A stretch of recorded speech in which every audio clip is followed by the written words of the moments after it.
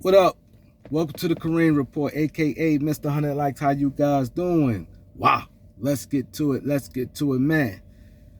Big day in sports, man. Big day. I'm gonna touch on some basketball, touch on some NFL draft. Um, First, I want to talk about the NFL draft, man. Shador Sanders got drafted to the Cleveland Browns, pick 144 in the fifth round, and the other son, Salo, signed with the Tampa Bay Buccaneers as a undrafted free agent. That's big for the Sanders family. And I'm gonna say a smart move that they did. This is a very smart move that they did. It was reports out that Dion didn't want his son going to the Cleveland Browns. Cleveland Browns are very interested in Shador Sanders, rumored to be very interested in Shador Sanders with the second pick. And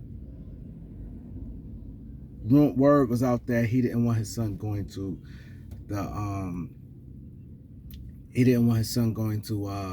the Cleveland Browns.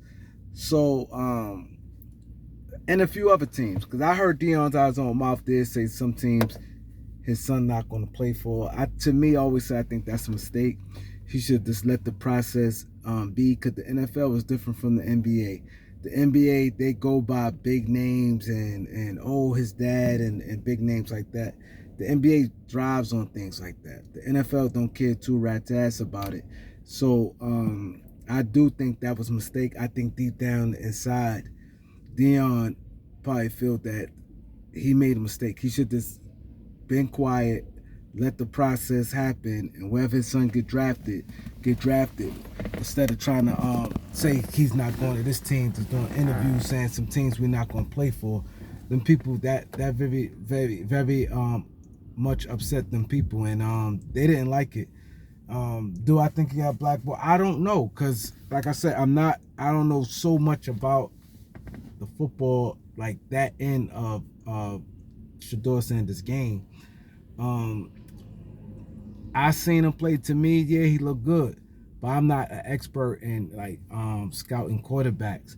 But you see in some reports, some people saying he's not that good of a prospect. So I don't know, but I just want to focus on something smart that them guys did in the fifth round. When he got drafted by the Cleveland Browns, he was so happy. He was so happy, and I think that's going to be key. Remember, people, what I'm telling y'all, and this the type of stuff I do know, and I am an expert in this type of stuff here, perception and things like that. I think that that's key. When he showed how happy he was getting drafted with the Cleveland Browns, it's going to be big. I'm gonna tell you why it's big. For one, it was rumors that he didn't want to play for Cleveland. So now it shows that, hey, he's happy to be drafted by Cleveland. He threw in the hat. He happy to be drafted by Cleveland. Two, he got drafted in the fifth round where he's still happy. Like, okay, I didn't go first round, but I'm still super duper happy and I'm so excited. So it shows that, you know what I mean, some gratefulness. And that's what people want to see. It shows some gratefulness, and I think that's going to go a long way with him. And then, you know, this other son went undrafted, was super duper excited to get picked up by Tampa Bay Buccaneers. So I think that was a smart thing they did to try to you know, change some thinking of what's going on. So I definitely think that was real smart of them doing that. But yeah, I want to talk about the basketball. Denver Nuggets almost blew a 21-point lead in the fourth quarter, and that would have been a major collapse. A big time dunk by Aaron Gordon. They came back and won that. It was big.